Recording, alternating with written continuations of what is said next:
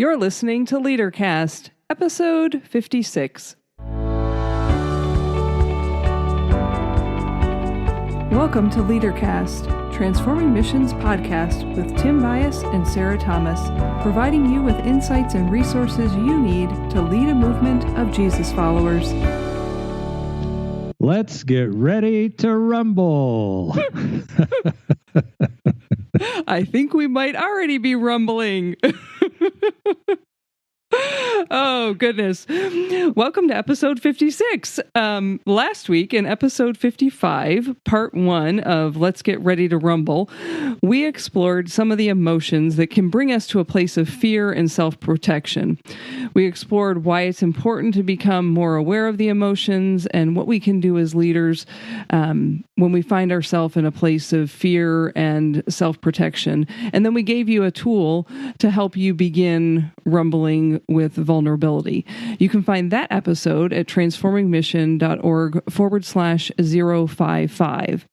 As we head into episode 56, which you can find at transformingmission.org/056, today we're going to continue the conversation about rumbling. So, Sarah, before we jump into today's episode of Let's Get Ready to Rumble, we want to spend a minute talking about what a rumble is and why we're inviting all the people who are listening to us to consider how they might rumble. So let's think of it this way. A rumble is a conversation, a real, honest conversation where we listen with the same passion as we want to be heard. So it's kind of like being Christian. Do unto others as you'd have them do unto you. Kind of like? Well, it's about staying curious, leaning into to seek understanding, showing up without preconceived ideas. So you don't enter the room with thinking that you're going to that you have a position you need to protect or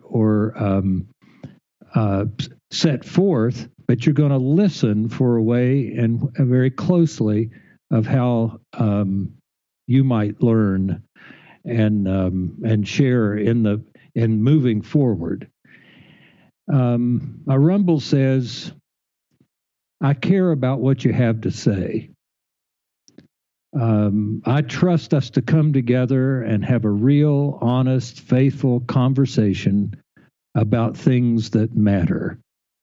So we take people seriously. We're listening to people. We take them seriously, just as we want to be taken seriously. The thing that I was hearing as you were walking through those different pieces of it, Tim, is that a rumble, both parties or a team of people have to enter into that space with what you just described happening for each one of them. So everybody has to come to that place. It doesn't do any good if I say, "Tim, we need to rumble." And I might say that, but then I'm not in that place that you just described and you're fully there. It's not going to happen. It's not going to be a rumble. So this is about taking ownership of. So as an individual, you have to take ownership of these things, but you also have to create a space for other people to be able to step into that and do what you described. So as a leader, that's what you're doing. You're helping create a space where you can have that conversation or where you can rumble. Right. And so that's where we want to go today, is about creating that safe space for a rumble. And we want to talk about that in terms of creating psychological safety. Now, I don't know about you, but I can think about times and places where I've thought about my physical safety. Maybe it's because I am a female. And so I think about the places that I go and the times of day that I might go, and how aware I am of my surroundings and what might be happening in the midst of that. But psychological safety isn't something that I'm guessing many of us have really stopped to consider. And yet it's important if we want to invite people into a space where they're going to rumble with vulnerability. So today we're going to talk about what psychological safety is, especially as we seek to rumble. We're going to talk about why it's important and what some objections may be to creating psychological safety, or where it doesn't happen and what gets in the way. And then we're also going to end with giving you another tool for your toolbox that you can use to create psychological safety with your teams and groups in the local church. So maybe we can think of it this way. What is psychological safety? Let me ask these questions. What would it be like to lead a church where the individuals on a team feel safe to take risk and be vulnerable in front of each other? Now, I know that's an aspiration that we might have, but what would it be like if that were the real feeling of people walking to the room, of feeling safe to take risk and being vulnerable, where you don't have to tiptoe around the truth? What would it be like? Or as we talk about at times, what would it be like if you actually named the elephant in the room and talked with truth? What would it be like if you felt that you weren't penalized for mistakes? And that would include people thinking less of you when you would make a mistake, and you actually judging others when they stepped out of line. What would it be like to lead a church or be a part of a church where you don't resent someone when they ask you for help, or you don't feel my time, or you don't feel humiliated when you ask for help or information, at least where you felt safe enough to be able to ask for help, that you didn't feel like you had to put forth a front of knowing something that you didn't know. What would it be like if you were to lead a church where there was trust and respect? And let me say here, yes, I am saying there are churches where we do not trust and respect one another. What would it be like to lead a church where it's safe to ask a question, to seek feedback, to admit a mistake, or propose a wacky idea? If you like that idea of being a part of a church, we've just described what it is to have psychological safety. As I think about that list, Tim, there are places and people in ministry that I've had the privilege of serving with, that when those things happen,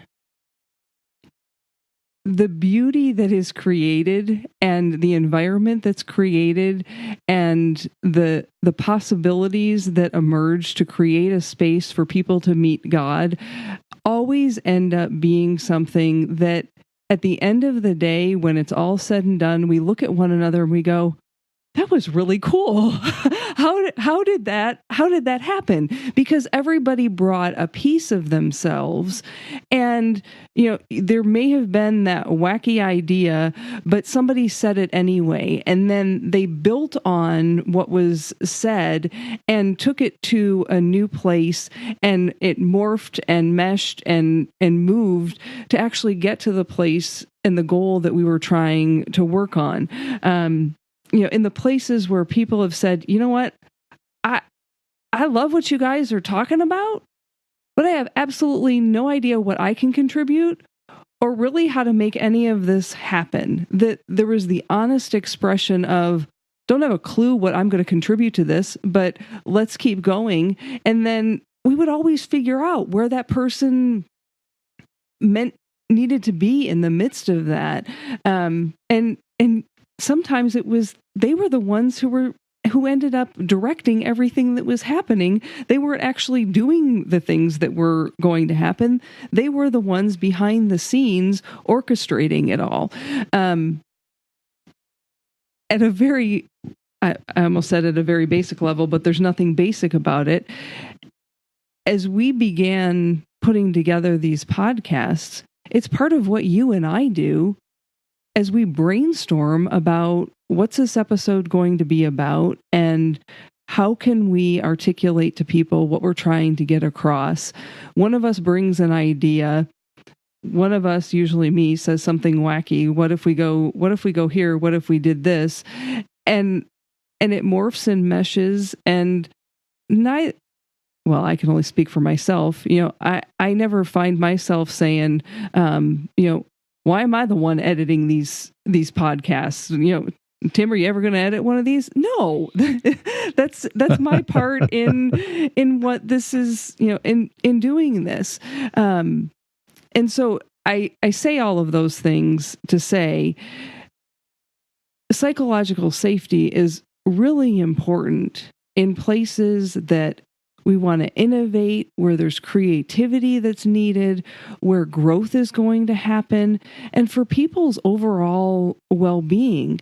And so while we may be talking about rumbling with vulnerability and creating that space where people feel like they can engage in that rumble, and creating that space where people walk into the room and walk into the conversation, not dreading what's going to happen, but trusting that, however, the question that I'm bringing today, I know people are going to respond with grace and with curiosity, and we're going to work through it together. Even when it's hard. I mean, the things that I'm thinking of, they were hard places because often we were creating something new that had never been done before. And so it was difficult, and yet it was beautiful and filled with joy and created meaning and purpose for other people.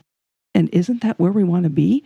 So yeah, I want to be a part of a church that you described.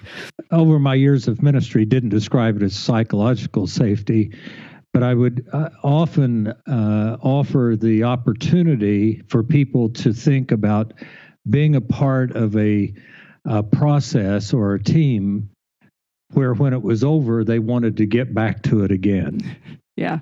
Where it was not a deep sigh and saying, "Oh, finally this is over," but there was such an energy and a creativity that when it was over, they were saying, "Now, how soon can we get back to the next step?"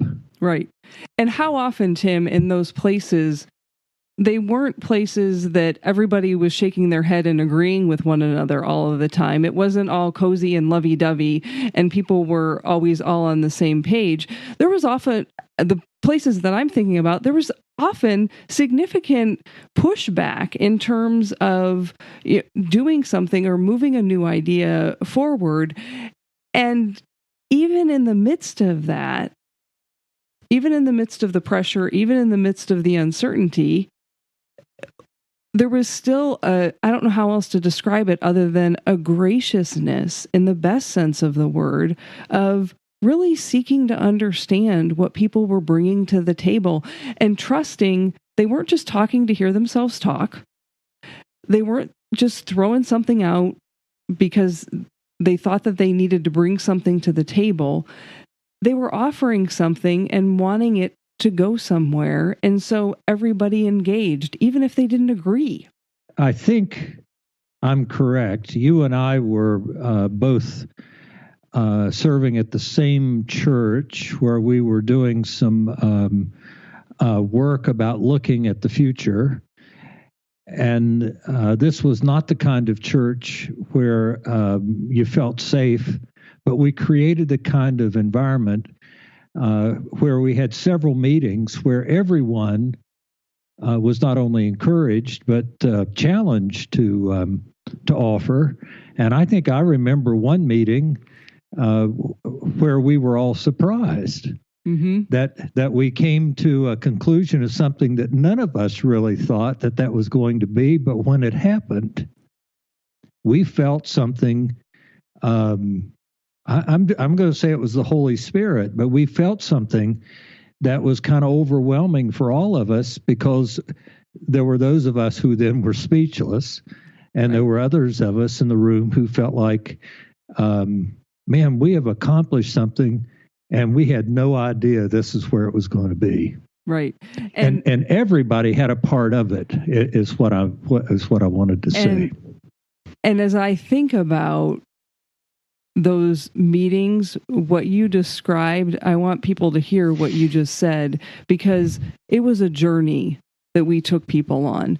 They didn't start there. Right. They were not in that place. We had to create an environment that step by step moved them deeper and deeper to a place where they could, I'll describe it this way, let themselves go and lean into what God was doing in that moment and listen closely to one another and to what God was doing in that moment. And what emerged, none of us could have come up with. But everyone in that room, as I remember it,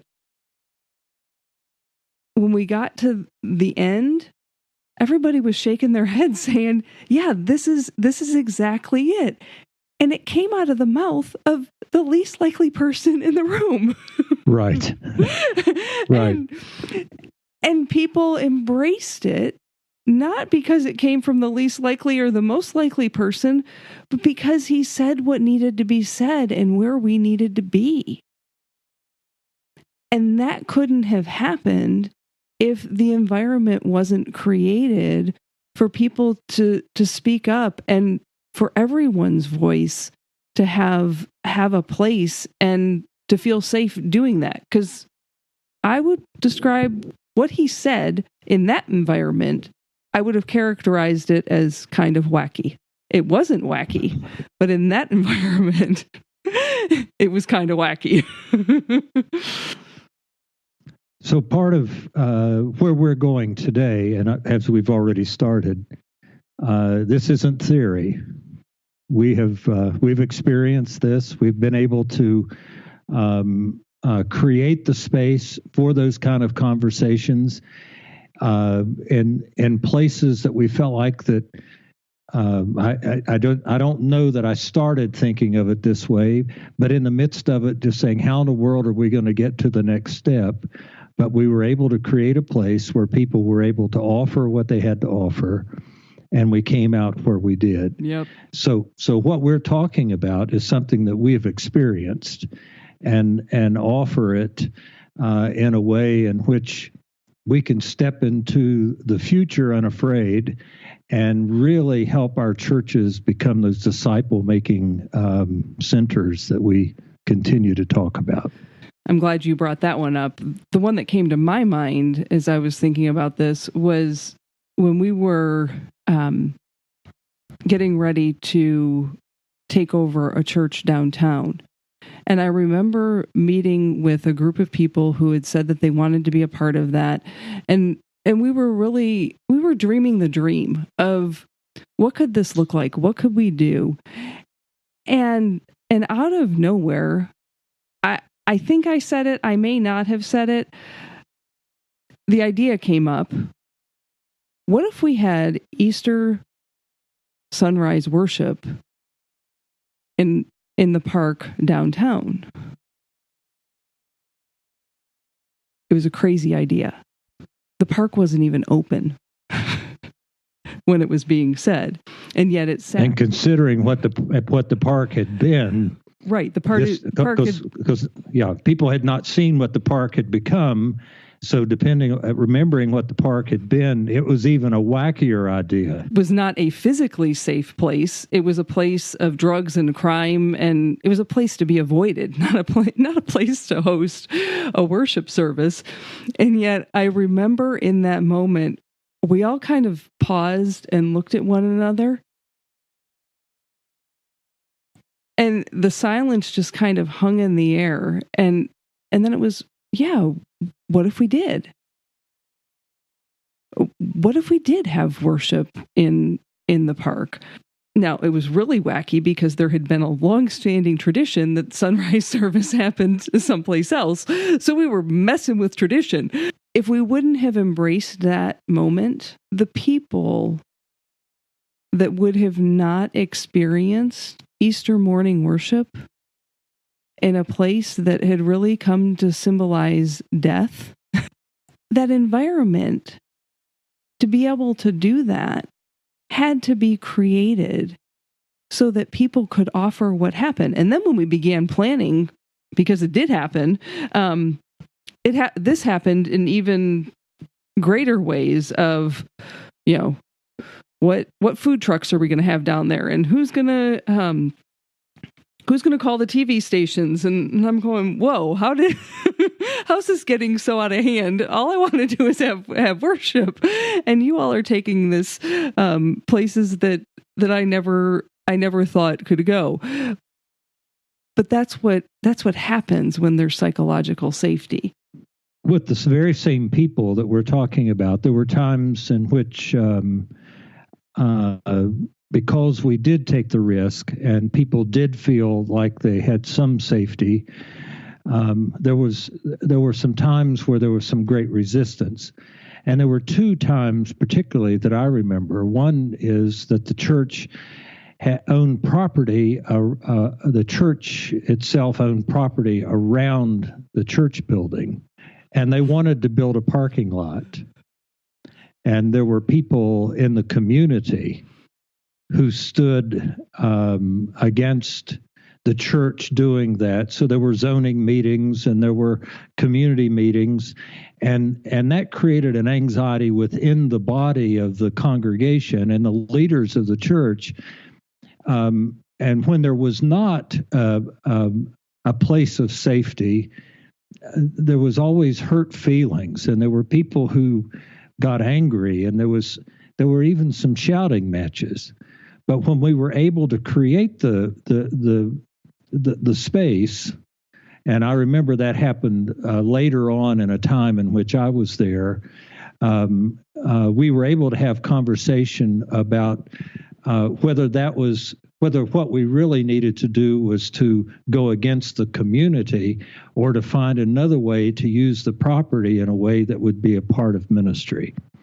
And we had some of those conversations. We had conversations around property that we were selling, which the church had great pride in buying and had tried to use and couldn't use it the way they wanted to. And I think you and I led the church to a place where they actually sold the property for more than they paid for it. Mm-hmm. And there homeless. I'm kidding. Well, there were people. I mean, the building was being used, and so how were we going to move the ministries that we're using in that building for that space into another space? And even talking about moving downtown, the whole idea of creating a place where everybody had an opportunity to have some conversation in a safe place.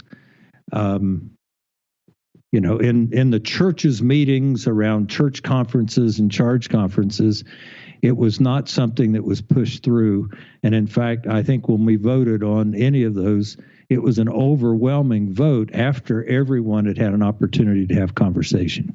Let me shift us a little bit here, because you might be wondering what gets in the way then of creating environments that offer psychological safety. And you can probably guess, just based on the examples that we've been sharing with you and how Tim described it, what gets in the way is judgment and unsolicited advice and interrupting. And when confidences are broken and people share outside of a team, when you've said what happens here stays here and it doesn't end up staying there. Each one of those things creates environments that,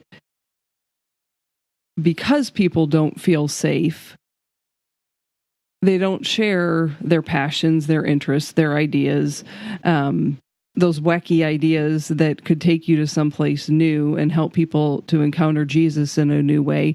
None of those things happen because what people end up thinking in those moments is you're going to say that this is a stupid idea and shoot me down, and that's going to be the end of the conversation, so I'm not even going to say it. There are other places that in meetings where I know where we don't listen to one another. And one of the things I have become intentional in working on for me is that I'm not forming my next statement while you're talking.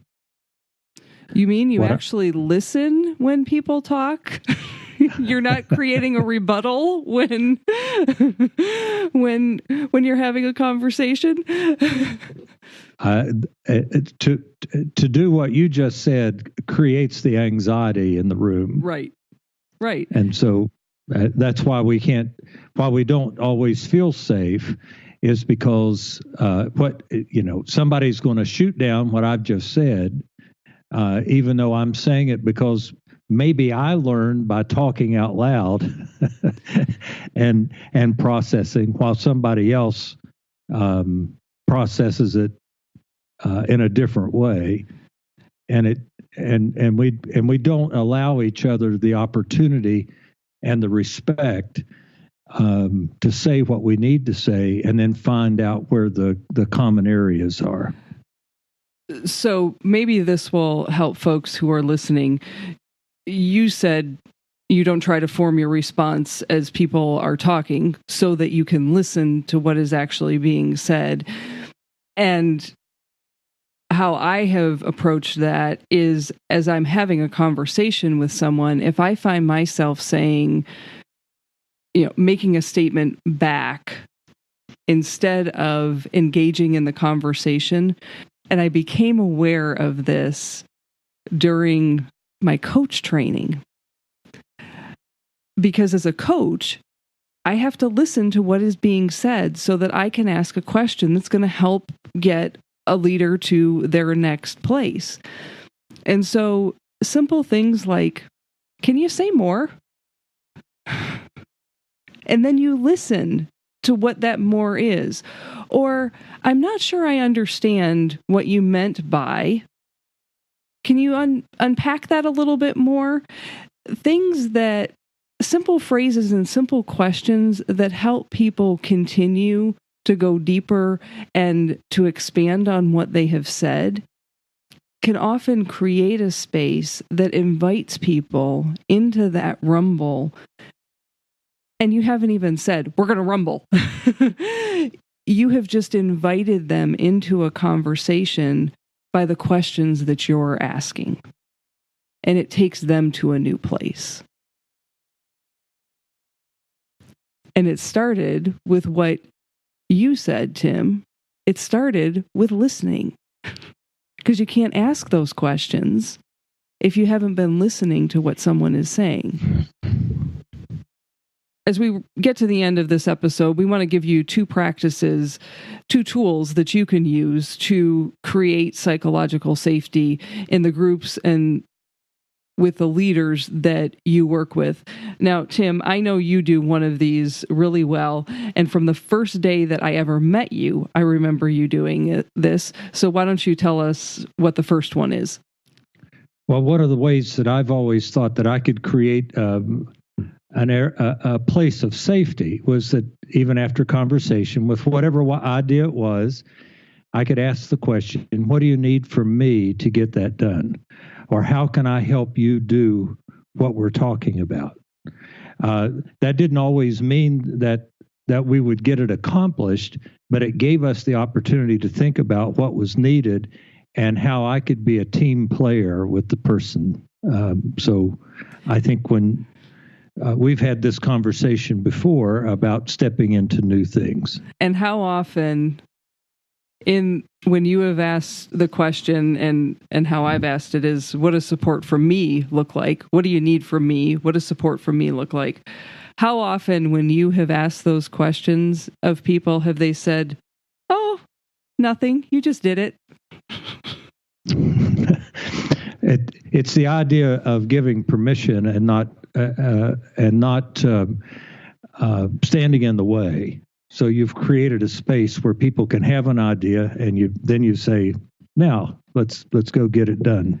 Yeah, I do remember one time you asked me that question, and I said, "Can you get me $25,000?" And what did I say? I'll see if I can. And you did. You not only said that you would see if you could, you did get the $25,000. But I remember in that moment thinking, I can't believe I just said that, and there's no way that he's going to ever be able to come up with that. So sometimes they're bigger asks, and other times it's, you just did what I needed you to do. You heard me out in terms of what we were having conversation about. It's not real hard, folks, but it does take intentionality. So the other tool that we'll offer to you is really intended for group meetings. I suppose you could do this in one-on-one conversations too. Here's the question. Asking everyone who is a part of the team or a part of that group, what is the one thing that you need to share, to be able to share in this group, and ask questions? And what is the one thing that will get in the way of you sharing and asking questions? And so everybody has the opportunity to answer those two things. What do you need, and what will get in the way? And really, this is about setting the norms of what people need. And again, if you don't ask, you're going to assume that people need what you need. And the reality is people need different things. And different things get in the way for different people. And if you never stop to ask the question, you're making a lot of assumptions based on your own experience, which are absolutely valid, but they're a small part of the big whole when you're dealing with a team.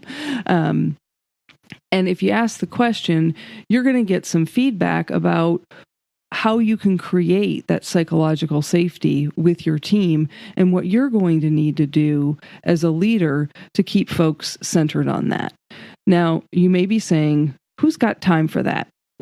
I hear you. Most of our meetings in the life of the church have an overfull agenda already. So yeah, this might take you 15 or 20 minutes to do, but I can guarantee you that you are going to go farther and deeper and avoid spending an unreasonable amount of time managing either ineffective or unproductive behavior. If you do that, then if you just jump in and don't have any of the conversations and don't intentionally seek to create an environment where there is psychological safety. Would you say or agree that what we're talking about is actually helping shape people as Jesus followers?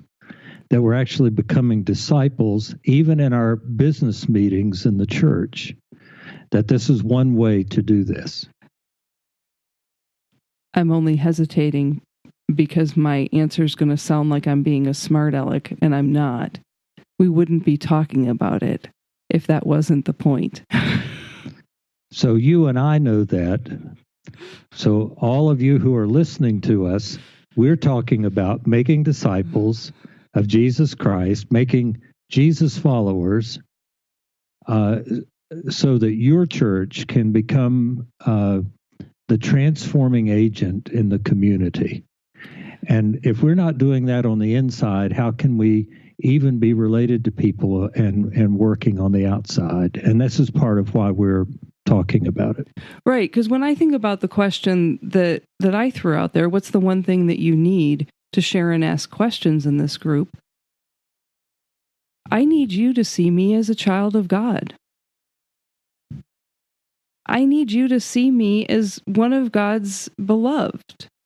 And if you can't see me in that way, that's why I'm at the table.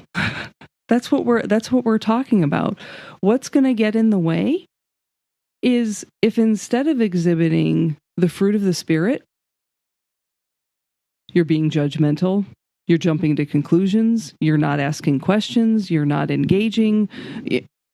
That's what's going to get in the way. Now, I gave you more than one. Clearly, I've thought about this.